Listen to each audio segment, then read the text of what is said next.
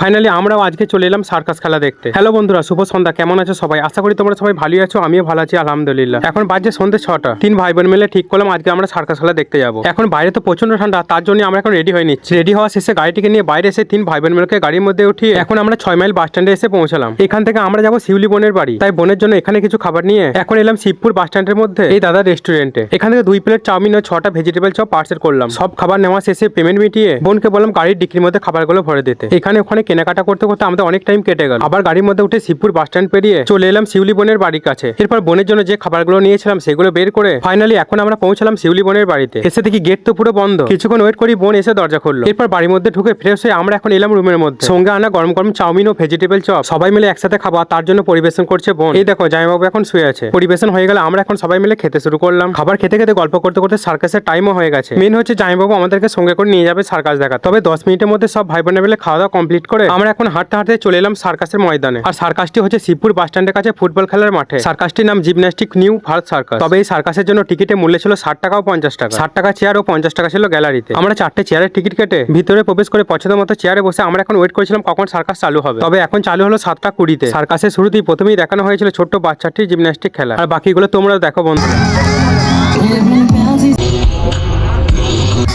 সব শেষে ছিল এই খেলাটি। প্রায় 9টার মধ্যে সার্কাস খেলা শেষ হলো। এরপর এখান থেকে বেরিয়ে আমরা এখন ঠিক করলাম গরম গরম ঘুগনি খাবো। কিছুক্ষণ ওয়েট করি আমাদের হাতে চলে এলো ঘুগনি। খাওয়া শেষে বাড়ি ফিরতে ফিরতে মিনি ব্লগ শেষ করলাম।